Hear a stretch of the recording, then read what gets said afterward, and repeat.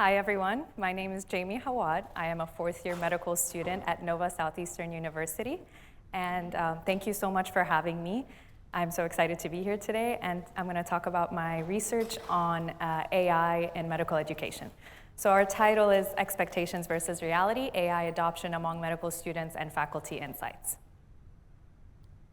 So this is me, and that's my classmate Saket Pandit, who unfortunately couldn't be here today, and Dr. Korsha, who's one of our NSU MD faculty. So why did we do this project?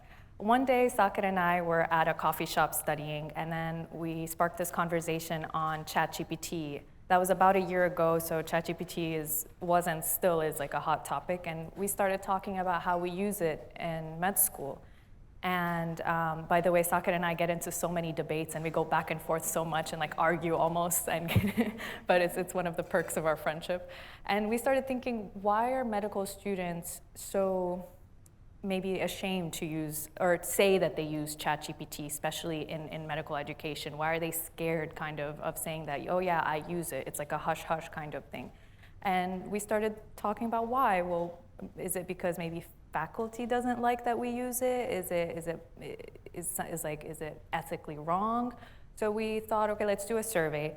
Let's see how our classmates use it, how frequent they use it, and let's see how our faculty think we use it. Let's see if there's a disconnect there. And so our study population was the allopathic medicine college at NSU. And this was about a year ago that we did this.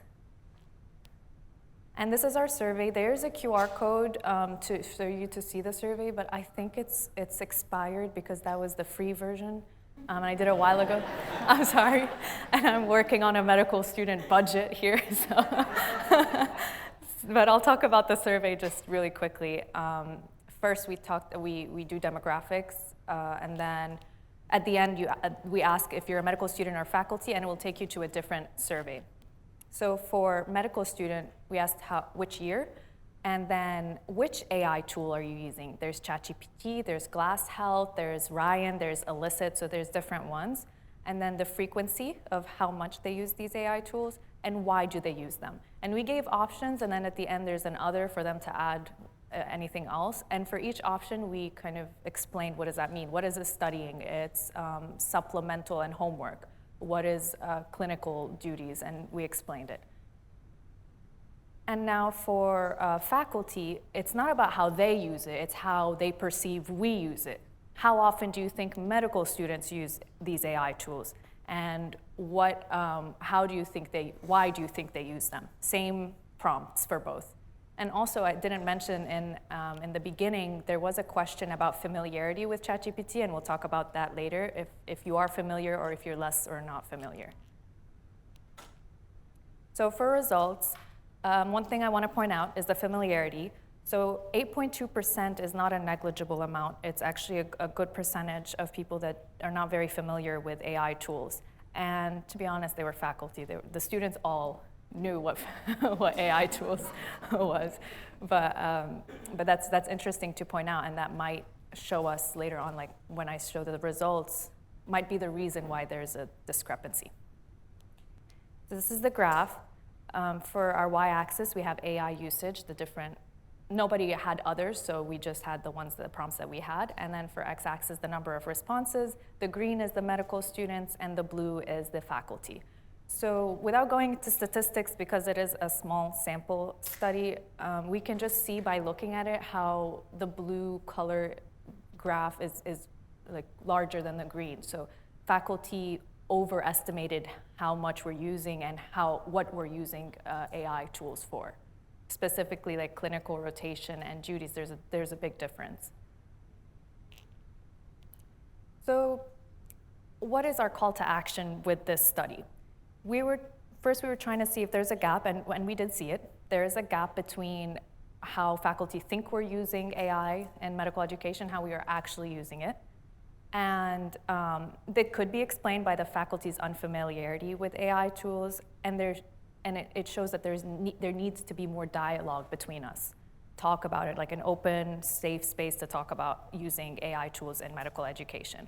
Like Dr. Barry mentioned in his session a couple hours ago, he showed the graph of fear and like how some people on a spectrum think that AI is like bad, it's not gonna help us, it's only gonna make things worse. And then on the other polar side, there's the AI is gonna cure everything and it's only gonna do good. And I think when we have this communication between each other, we're gonna find out that the solution is somewhere in between. We're not going to risk or put our education on the line. We're gonna actually help our studying. So for limitations, it is a single institution, it's only NSUMD. It's a small sample size, and we did this last year, so from last year till now, AI is rapidly evolving, and even faculty's perception might have changed, and how much students are using it might have changed. So again, we want to address the knowledge gap. Maybe have a collaboration through workshops or sessions where we can have this open conversation and see why faculty think that way, and listen to students and listen to the reasons why they use ChatGPT or AI in general in medical education. And maybe have a formal AI integration in our curriculum. Like show how to properly use AI in medical education. How can it help us without putting our education at risk?